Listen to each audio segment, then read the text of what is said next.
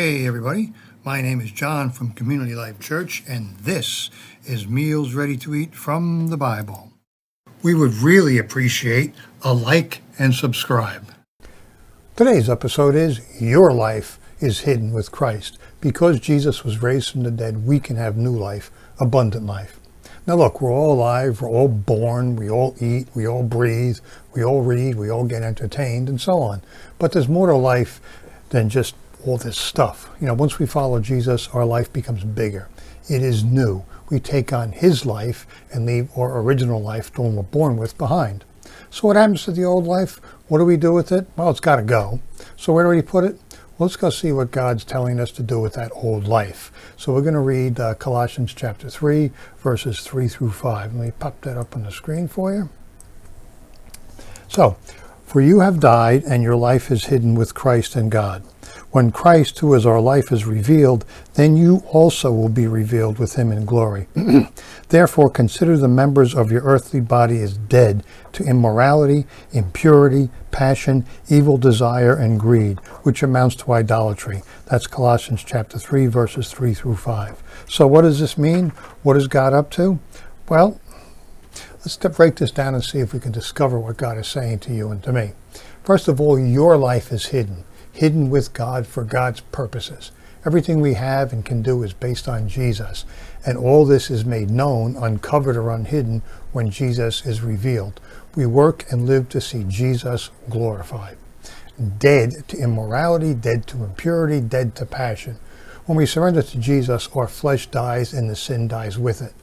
We are not to give our sinful impulses life by feeding them, by looking at them, or by paying attention to them. Keep these things dead. Don't give them life or a chance to grow. Dead to evil desire, similar. Dead to worthless longing. All the desires that we're born with have no eternal value or worth. So don't feed them, don't do anything to them. Kill them, starve them, and avoid them at all costs. Dead to greed. Now, greed is taking or having the desire to take something which is not mine. It's stealing. It's another way to put it. So sometimes we get the desire to have something that God did not plan on giving us. We cannot look at what we don't have, but we have to be thankful and appreciate what we do have. God has given us many things based on his holy and righteous purpose. So greed basically is stealing. Idolatry. All these sins add up to idolatry. So what is idolatry? Well, it's building something and putting it in God's place. These days we don't build golden calves and statues and things like that, although who knows what's going on in the world today. But we put ourselves and our sinful desires on the throne of our hearts and our minds, and that's a throne where only God belongs. It's idolatry. So once we commit to Jesus, our old ways and our circumstances are crucified with him. When our old life dies, it's truly dead. It is buried and it stays buried. Because Jesus was raised from the dead, we can have new, abundant life. Therefore, we can turn our back on our old ways, we can leave them behind, we can turn our back on our circumstances, and we can leave them behind. We do not have to keep chasing after the things that the world offers us, and we don't have to think like the world tells us to think, like the rulers and philosophers and leaders of this world want us to think a certain way.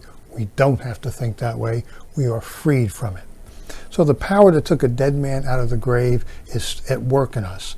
It can take our dead flesh and our old mind and make it new. We can have new life. So it's a waste of time looking at our circumstances and our flaws and wondering what might have been. We can look at Jesus and see what will definitely be, and that is good news.